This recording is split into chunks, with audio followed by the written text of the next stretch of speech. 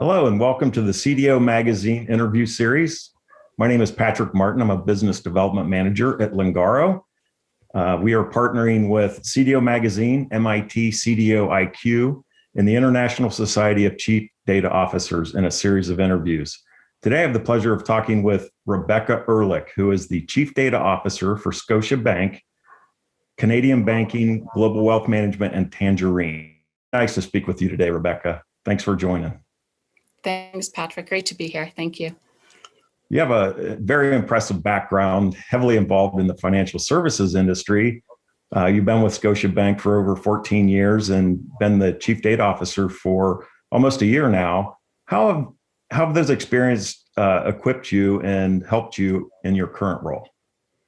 Yeah, so I've been very fortunate to be with Scotiabank for 14 years. And throughout that time, I've probably had about 10 different roles plus in all areas of the bank, risk, anti-money laundering, operations within the business unit, being able to fix and create new processes, building out new units, revenue generating opportunities and kind of customer experience and cost efficiencies. And I think through those experiences, it's really honed in on my leadership skills in probably two areas. One is the ability to solve complex problems, learning how the bank operates, like I mentioned, generating revenue, and customer experience. So that has been fantastic experiences that way. And really, after 14 years of being with the bank, you tend to build really strong relationships. You have a large network of individuals that you've worked with. And together you've collaborated on projects, been able to execute and deliver, built a lot of trust, with those individuals. And so when you join, a new unit or you're part of a new transformation organization, you have the ability to work with those individuals, to influence them, collaborate. And this has really allowed me to drive the vision of the data office.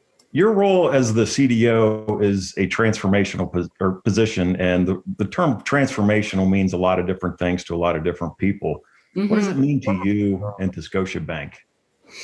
I think transformation to me is really about the ability to be flexible and adapt and make change and become stronger. And if you're not going to get it right? You're going to iterate, you're going to pivot, you're going to try something new because something hasn't worked out. So that ability to be flexible is key.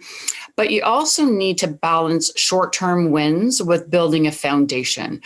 Transformations don't happen overnight or even in a year. It's a journey, right? And so you need some successes, and people can see this pattern and see the direction in the future of ideal state. So I like to kind of compare this to a fitness analogy, right? So fitness is a passion of mine. And so if you're learning, you want to learn how to bench press, right? And you have a large bar that's 45 pounds and additional plates. You can't all of a sudden do that. So how do you get there? Well, first you start with some small dumbbells, then you make your way to heavier ones, then you start to lift the bar, then you add some plates, and all of these kind of milestones, along with discipline, along with consistency, eventually you'll get to that place where you've transformed and you've become stronger.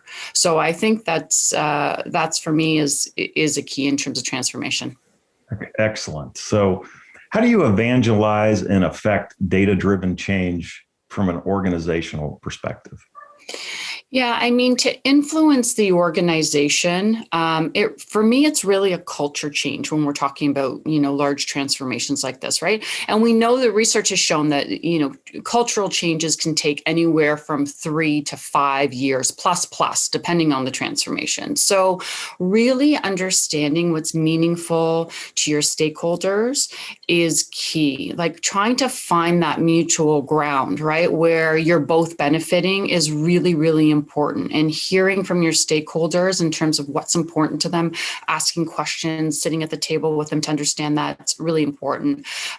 So for instance, maybe their concerns is data quality or access to data. Maybe their senior executive reporting is poor and they have to do a lot of reconciliation. So how do you help them? And sometimes that comes with a bit of heavy lifting on our end. That's not something that we may want to do in the future, but at the early stages, that's something that really shows value. and shows that we get and we care about those things that are most meaningful to our businesses. So and then they see it and they're like, got it, this makes sense, I see where you're going. Because it's one thing for me to talk about our successes in terms of the data office. It's really another thing when your stakeholders actually can share in your wins, talk about the successes that they have seen and really speak on your behalf. And I think that's where the real value comes in.